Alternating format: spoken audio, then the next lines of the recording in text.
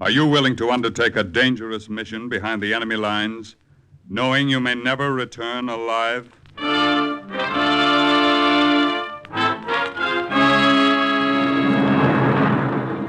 What you have just heard is the question asked during the war to agents of the OSS, ordinary citizens who to this question answered, yes. This is Cloak and Dagger.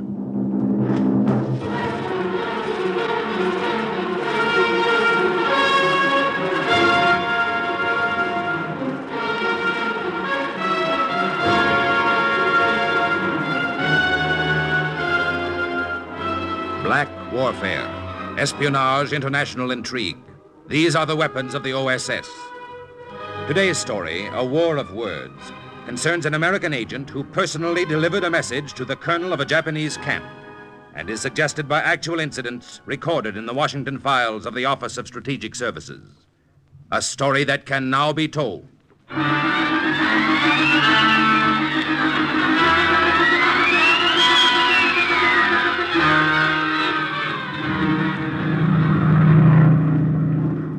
Okay, Harry, I've spotted it. There's our target. Check. Ready to let him go? Ready. Bombs away! There she goes. I dropped every one of those bomb shells we had in the plane, and they hit the target right on the nose. And the explosion that followed sounded like this. Just as much noise as paper makes when it flutters to the ground. Those were our bomb shells. Propaganda leaflets. Leaflets designed by OSS to lower the morale of the Japanese soldiers in that camp in Burma. Those were our silent weapons. I'm going to turn back now. Okay, Pete. Harry, what'd you think of that phonied-up picture of the bombing at Tokyo we just dropped? Looked authentic to me. Well, and I like that little pamphlet, too. You know, the one that began, Sons of the Rising Sun. It is better to surrender than fight without bullets or die of starvation in the jungle. Yeah, that one was real cute. Yeah, it sure ought to give those lousy Japs something to think about. Sorry, Harry. I shouldn't have said that. That's okay, Pete. Forget it. Let's beat our own record, get him back this time, huh? Yeah. Here we go.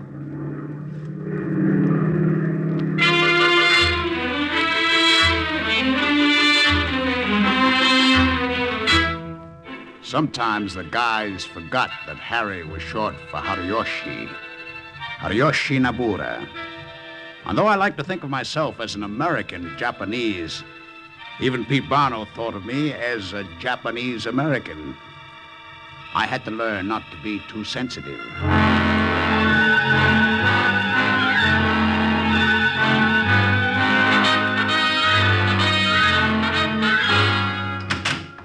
Come in, boys. Come on in. Oh, thank you, Colonel. Sit down. Cigarette? Thank you.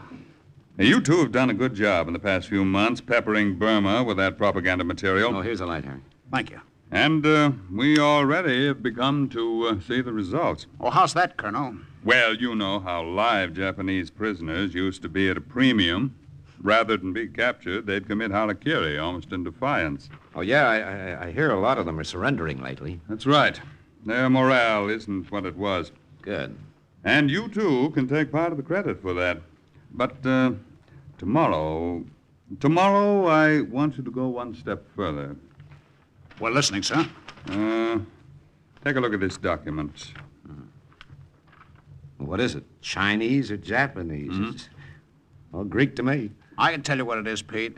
It's obviously a forged order to the commander of the Japanese camp to withdraw his troops 3 miles east. Well, I hope it's not an obvious forgery to him, Lieutenant Nabura, because if he falls for it and moves his camp, our armies will have a clean road right into Bamo. And once we get there, Burma's practically in our hands. Oh, I see. Oh, begging your pardon, Colonel, but Certainly. What are we supposed to do? To walk into that Jap camp and deliver these orders? Oh, no. Your job is much simpler. All you have to do is fly over the OSS Detachment 101 at Assam and drop this document. The Cochin natives and our agents there will do the rest. We've contacted them by radio. They expect it. Check, Colonel. Yeah, this'll be a snap. Nothing to it.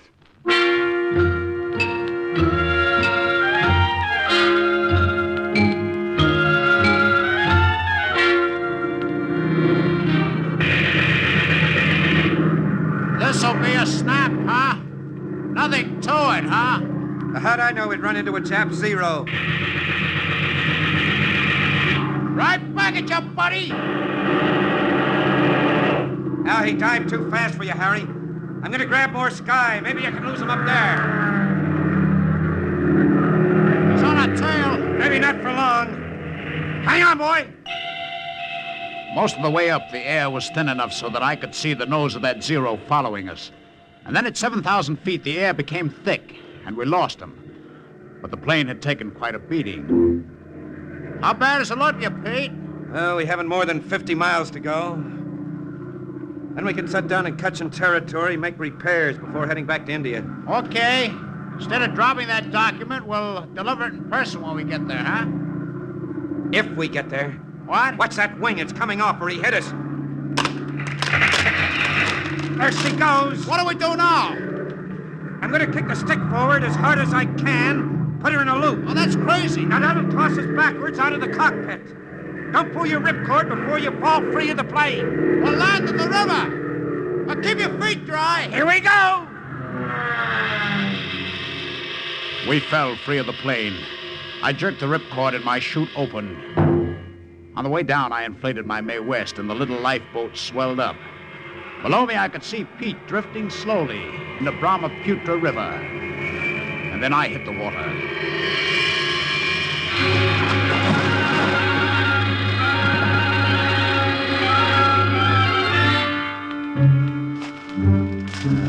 Boy. Yeah, this is a nice mess to be in. Not even sure exactly where that 101 detachment's located. It's somewhere to the south, isn't it? Yeah, huh? That's a help. Whew. This jungle stinks, doesn't it? I can think of a lot of places I'd rather be. For instance? For instance, anywhere. This place is probably crawling with enemy patrols. Ooh, that's a pleasant thought. Careful, careful. Don't trip over those roots. The jungle was heavy and oppressive. The tall trees spread a canopy over our heads and shut out what little sun there was. After a few miles, our shirts were ripped to shreds on the brambles, and blood ran into our eyes from the leeches on our foreheads. And then Pete stopped short. Harry, look. The river. What river? What is it? The Brahmaputra, where we landed. You see it? See it to the right? I don't get it. We passed it a few miles back. Yeah, we sure did. You see that clump of roots? They look familiar? That's where you almost tripped right there by the swamp. But... Hey, Pete. Yeah, huh? We made a nice big circle. Right back where we started. How the devil did we do that? Well, anything could happen in this lousy... Harry. Jap patrol. Oh, this just isn't our day. They're coming this way, quick, the swamp. They'll never see us. Let's get in the water till they pass. All right. All right, that's it. Now get down. Just keep your nose up to breathe. If you have to, get down under and don't breathe. All right. That thing.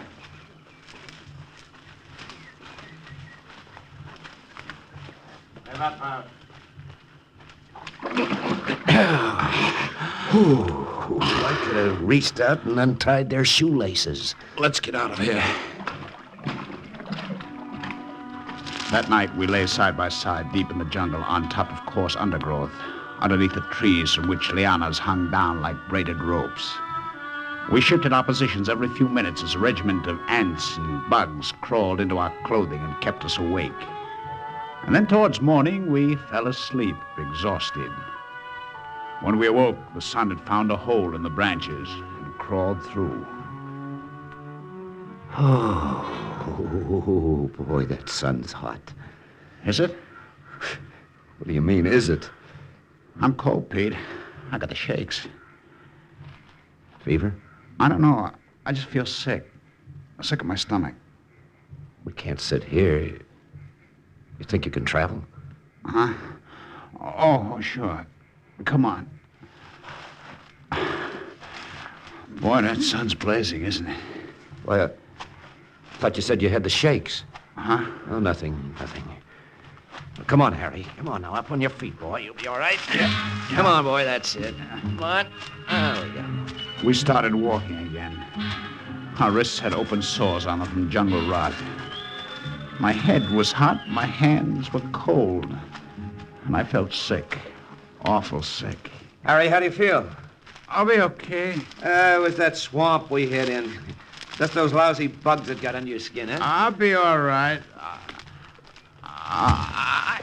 Harry! Harry! Can you hear me?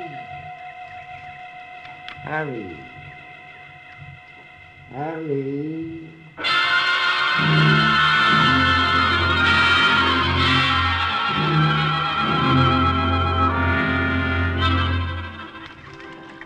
Okay, fella, now just take it easy there. That's it. This cold cloth on your forehead will make you feel better.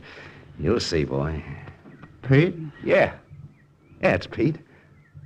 Where am I? Couldn't you say anything more original than that, for crying out loud?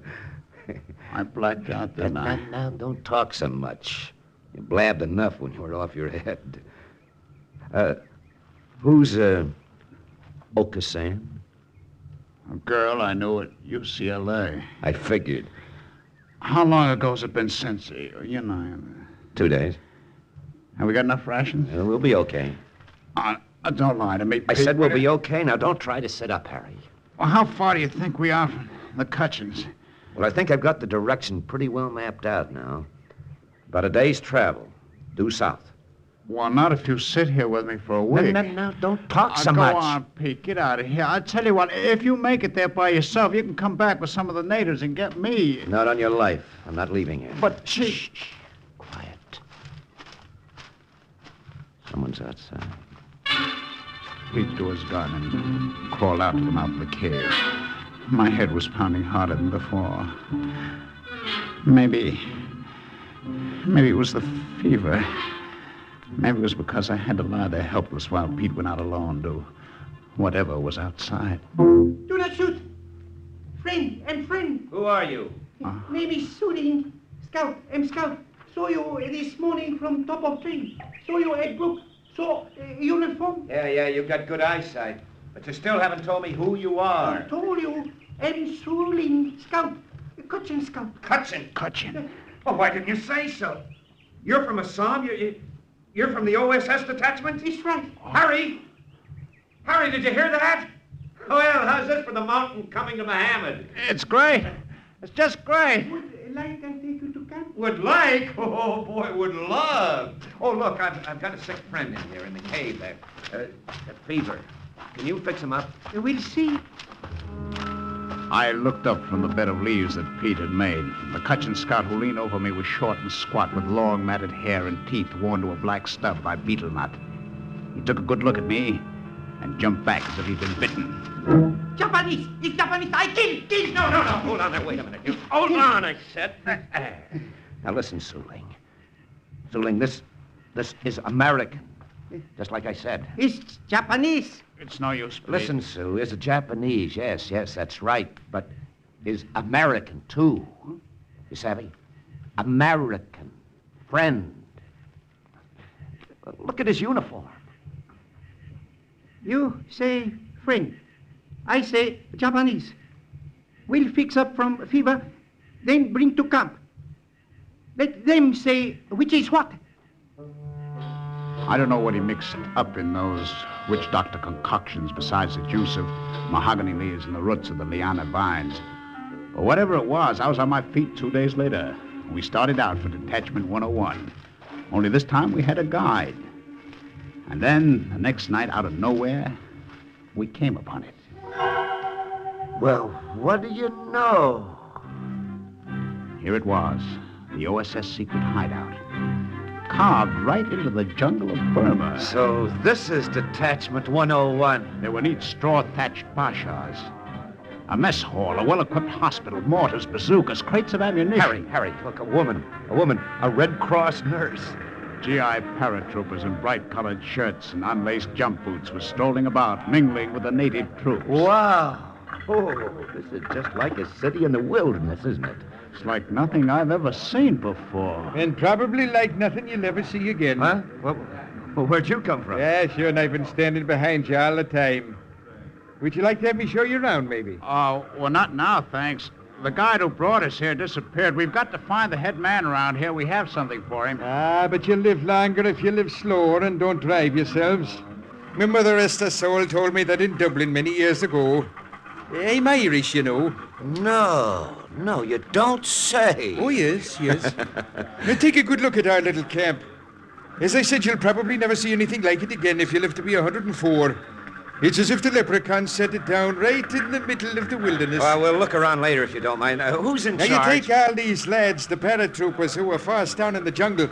They all had the same look about them when they first came, as if they'd stumbled into a bed of fire-leaf clovers. Look, Mac, would you mind very now, much? That lad there was a farmer in Wisconsin. And the one talking to the nurses from Boston, originally, that is. And the tall lad is a Texan. What we want... And it took a lot to make him say that this looked better to him than Texas. Were you forced down here, too?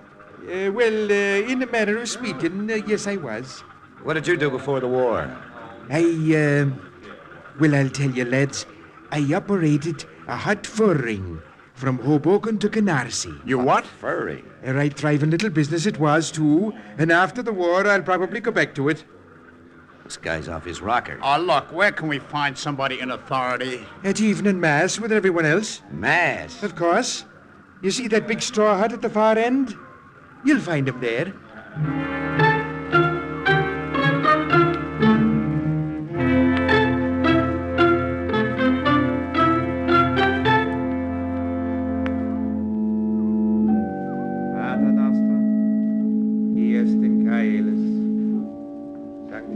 We went to Mass. And when we got there, we found our friend with the brogue. The one who told us he ran a hot fur ring from Hoboken to Canarsie, officiating at the service.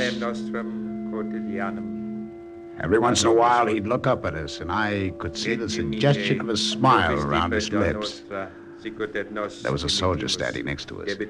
Hey, who is that? That? Why, that's Father O'Toole. He practically organized the 101.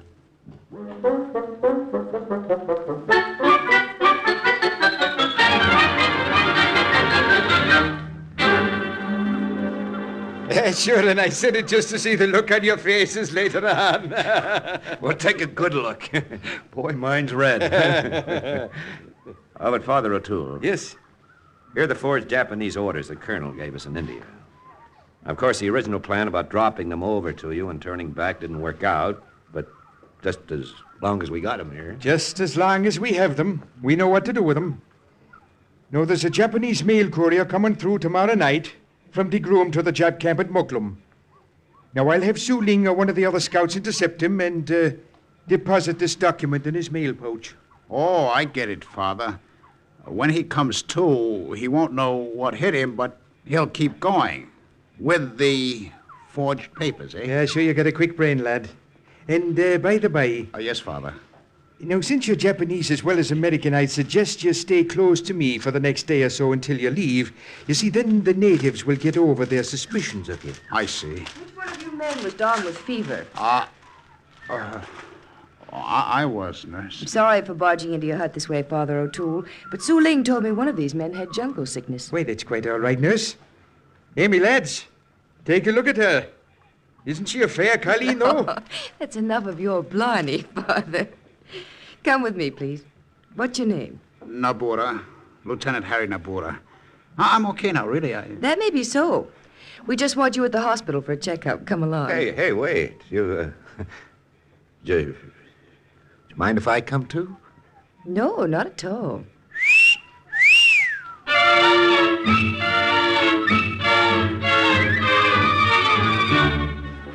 The doc who looked me over gave me a clean bill of health. It must have been those witch doctor herbs of Su Ling's. Later, Father O'Toole gave us a basha to ourselves, and Pete and I fell on those army cots. Oh. And then about 3 o'clock in the morning... Harry, what's that? I don't know. Let's find out. Yeah. Hey, where's everybody running to? Oh, there's that nurse maybe seen her. Hey, nurse! Nothing to be alarmed about, boys. What happened? One of the cab approaches. Our watchdog caught a prowling enemy scout. Well, I didn't hear any dog. This is a silent watchdog. What? Actually, it's a crossbow with a 150-pound pull. It's set up so any intruder who touches the trip string is shot with a poisoned arrow. Well, that's quite a watchdog, isn't it? Yes. I've been thinking of putting one up in front of my tent.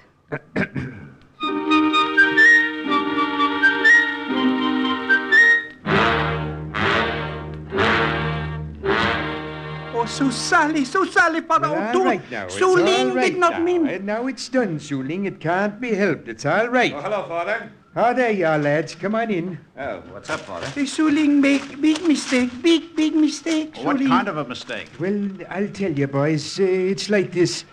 I sent Sue out last night to intercept the Japanese courier and deposit this document in his mail pouch. What went wrong? Well, it seems that Su Ling doesn't know his own strength, to quote a phrase, and he hit him too hard. I'm very much afraid the courier will not be able to deliver the mail after all to the camp at Muklum. Well, look, Father O'Toole, that document is important. It's got to get there. Where's the courier now? In the hospital, receiving the very best of care, I assure you. And the mail sack? In my possession. Okay. Then another Jap courier is going to take his place and deliver the mail. Well, you're nuts, Harry. What other Jap courier? Me? What? Now, I know you're nuts. Pete, when I switch uniforms with that guy, take a good look at me. I promise you, you'll never recognize me. The idea has a touch of genius, lad. I think it may work. I hope it may work. Slip in an extra prayer for me, Father. While I was at it, I went after the letters and cards that were going to the Japanese soldiers and phoned them up. Erased everything but the signatures and wrote about how bad conditions were back in Tokyo, how the black market was flourishing, how they were being bombed every night. At dawn, I had changed into the captured courier's uniform. I had the mail sack over my shoulder and Su Ling at my side to take me most of the way. Good luck again, me boy. Thank you, Father O'Toole. Oh, Harry, you sure that you want to do this? It's walking right into the lion's den. If they get wise to you. If they get wise to me, shigadaganai. What's that mean? It's good Japanese for so what?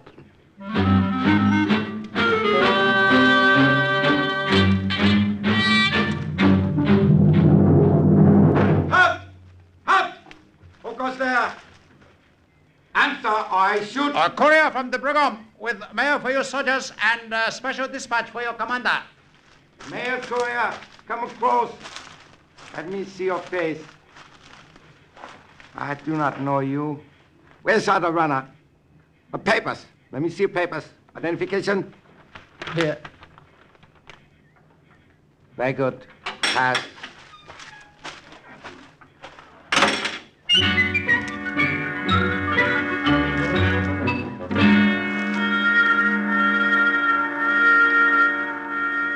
Where is dispatch you say is for me? Here, Colonel Nagel. Why you so late? Mail was expected yesterday. It was unavoidable. Answer my question directly. Why are you late? Native Kachin warrior attacked me on the way. I had to fight him off, Colonel Nagel. Those Kachans, silent devils in the jungle. Shadows. Impossible to know when they are about. They jump out at you. Devils. Oh, yes, Colonel Nagel. Well, what you waiting for? You may leave now. Yes, sir. I leave. I was glad to leave. It had been easy up to that point. I tried to keep from walking too fast to the gate. Pass. Let me see a pass to read. Here, it was stamped at Colonel Nagel's headquarters. Right, you can go.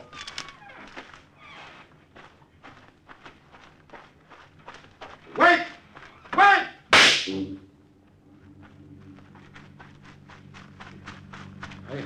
You're deaf? Did you not hear me shoot off a gun to call your attention? Why you want me? I do not want you. Received the word at gate from Colonel Gale. He wanted you to come back. Come.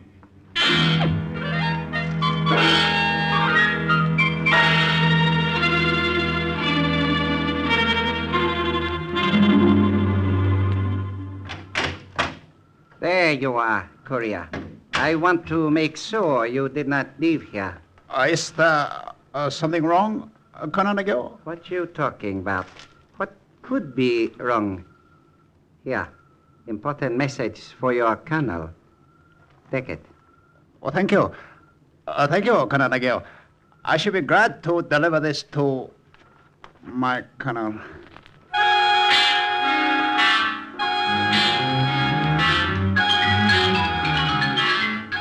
This time, nobody stopped me when I left the camp at Mokloum and started back for Kutchin headquarters.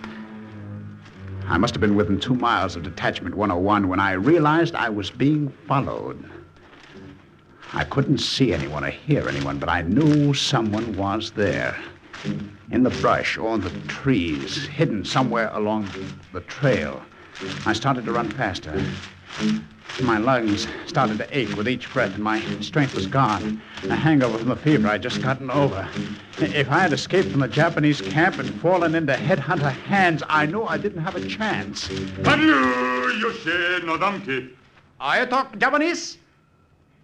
English? What are you? Headhunter? Good luck. Good luck. Ravanadil.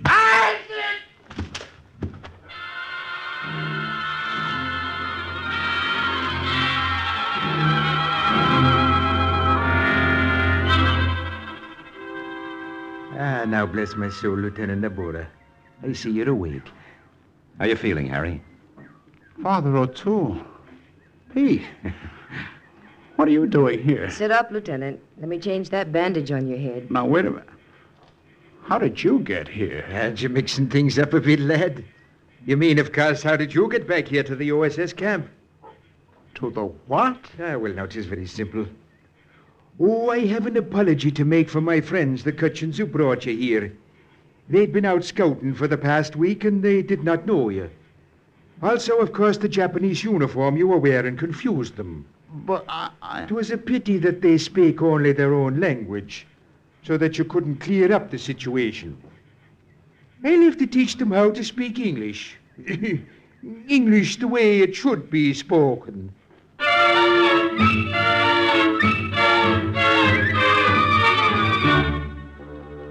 Lieutenants Haruyoshi Nabura and Peter Barno were returned to India by plane from the rescue camp at Assam. And a few weeks later, a special dispatch informed OSS headquarters that the strategic city of Bamo had been taken. Thus, once again, the report of another agent closed with the words, Mission accomplished. Listen again next week for another true adventure from the files of the OSS on Cloak and Dagger.